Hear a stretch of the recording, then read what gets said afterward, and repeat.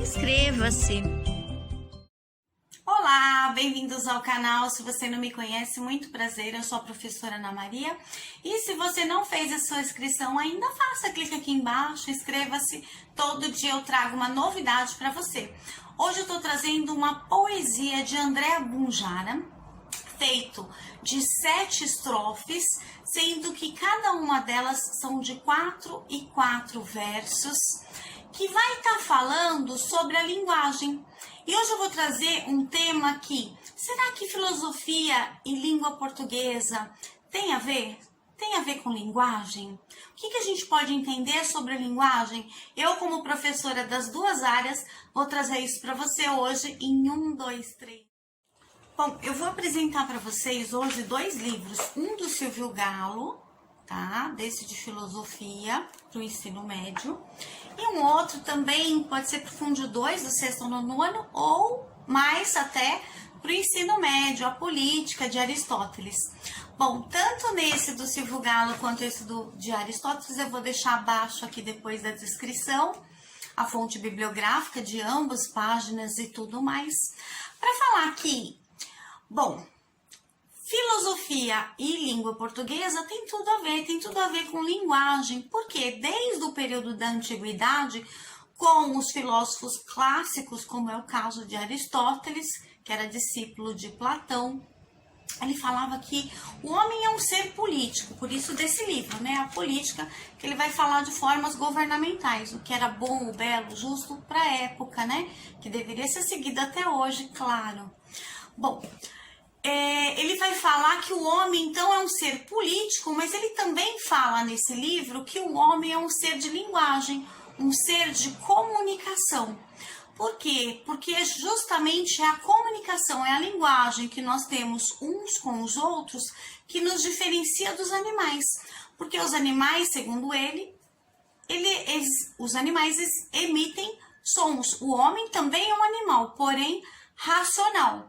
O que nos diferencia, então, é a fala, é a linguagem, esse meio de comunicação, sem ser somente por instinto de dor, de fome. Não, porque a gente também faz o uso da razão. Então, esse é um diferencial e o outro é o polegar também, né? Que nos diferencia para os trabalhos manuais, que a gente tem essa aptidão. Um homem, ele tem o desenvolvimento, né, cognitivo da fala, da mão também, dos trabalhos manuais. Um animal não, por exemplo, uma abelha vai ser sempre uma abelha, vai sempre fazer só um trabalho da abelha, o macaco de macaco, o cavalo de cavalo, e o homem, ele pode ampliar os seus saberes, os seus conhecimentos, justamente o que eu posso conhecer do mundo e da linguagem. Por exemplo, da fala, ele diz que a linguagem nada mais é do que símbolos. Então, aí eu trago uma coisa. Por exemplo, a linguagem, eu tenho a verbal, não verbal e a linguagem mista.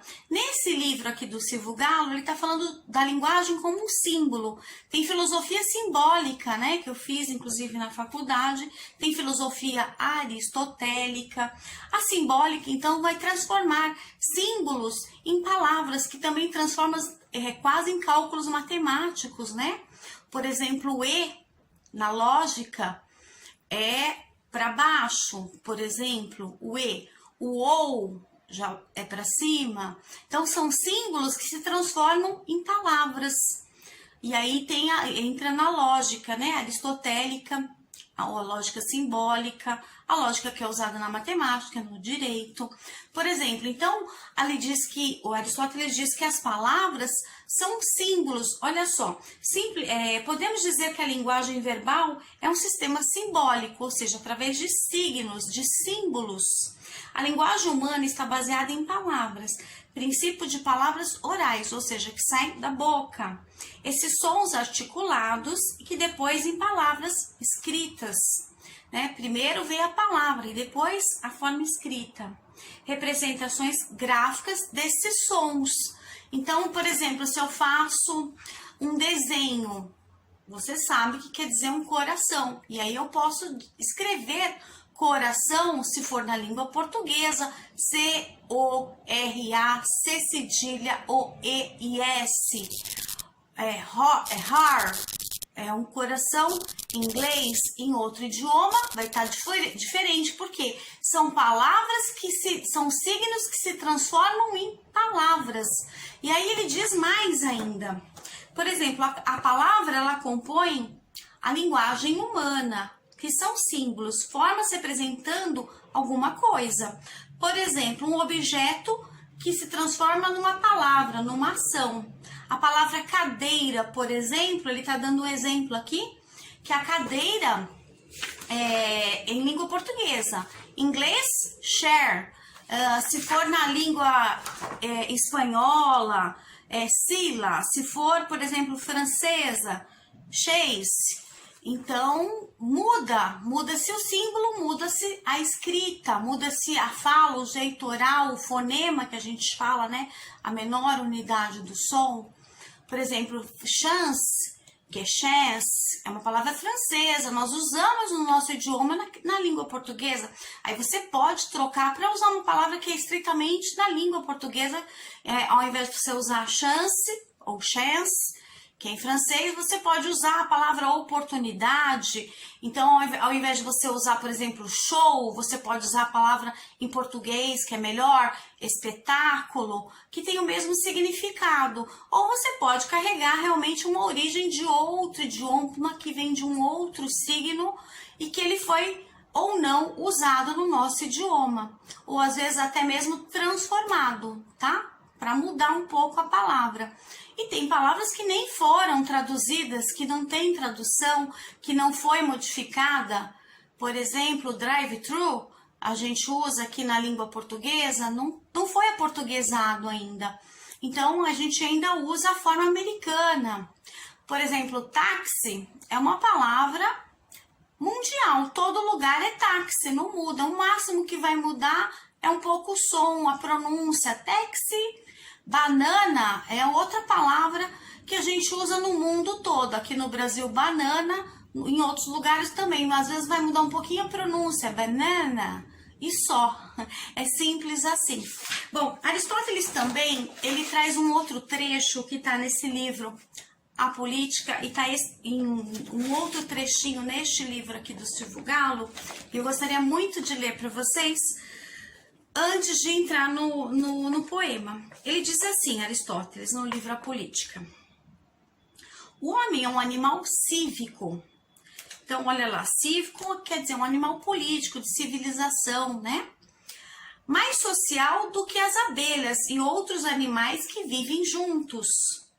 A natureza, que nada faz em vão, concedeu apenas a ele o dom da palavra, que não podemos confundir com os sons da voz. Estes são apenas a expressão de sensações agradáveis ou desagradáveis, de que os outros animais são, como nós, capazes. Capazes do quê? De sons, né? De transmitir essas sensações. Veja bem, a natureza deu-lhes um órgão limitado e este único efeito. Nós, porém, olha lá, eles são limitados, os animais. Nós também somos animais, só que com um dom a mais. Ó, ele vai entrar com porém, ó, uma coisa, uma oposição aos animais. Veja bem, aí ele completa. A natureza deu-lhes um órgão limitado e este único efeito. Nós, porém, temos a mais, senão conhecimento desenvolvido, ao uso do intelecto, tá vendo? Pelo menos o sentido obscuro do bem e do mal. Então, a gente já sabe o que é certo do que é errado, né? Saber fazer a distinção entre um e o outro. E mais, do útil e do nocivo, do justo e do injusto, justamente porque o livro A Política está tratando de formas de governo, né? E eles tratavam do que é belo, bom, justo, eles tratavam muito da prudência. Então, eles tinham que saber a distinção entre um governo e outro, qual era o melhor, qual era o mais justo e qual era o injusto. Então, só o homem tem essa aptidão e não os animais. Olha lá, objetos para a manifestação dos quais nos foi principalmente dado o órgão da fala. Só nós temos isso. Esse comércio da palavra é o laço de toda a sociedade doméstica e civil, ou seja, política, do livro A Política de Aristóteles. Agora vamos à poesia. Espero que vocês gostem, eu gostei bastante, tem tudo a ver com linguagem que eu trouxe para vocês. Vamos lá. Chamada O Mundo. Então, ela é feita de 4 em 4, tá? Estrofes, cada linha é um verso. O mundo é pequeno pra caramba. Tem alemão, italiano e italiana. O mundo filé à milanesa. Tem coreano, japonês e japonesa. O mundo é uma salada russa. Tem nego da Pérsia, tem nego da Prússia. O mundo é uma esfirra de carne. Tem nego do Zâmbia, tem nego de Zaire. O mundo é azul lá em cima. O mundo é vermelho na China. O mundo tá muito gripado. O açúcar é doce, o sal é salgado. O mundo, caquinho de vidro. Tá cego do olho, tá surdo do ouvido. O mundo tá muito doente. O homem que mata, o homem que mente. Por que você me trata mal se eu te trato bem? Por que você me faz mal se só te faço bem? Todos somos filhos de Deus. Não só falamos as mesmas línguas. Todos somos filhos de Deus. Não só falamos as mesmas línguas. Everybody quer dizer, em inglês, né? Quer dizer todos, né? Todos nós. E filhos de God, ou seja, de Deus, né? Só não confunda com good, que é bom. Não só falamos as mesmas línguas. Everybody is filhos de Gandhi. Só não falamos as mesmas línguas.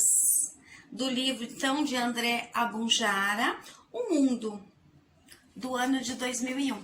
Espero que você tenha gostado, entendido. Um beijo e até um próximo vídeo.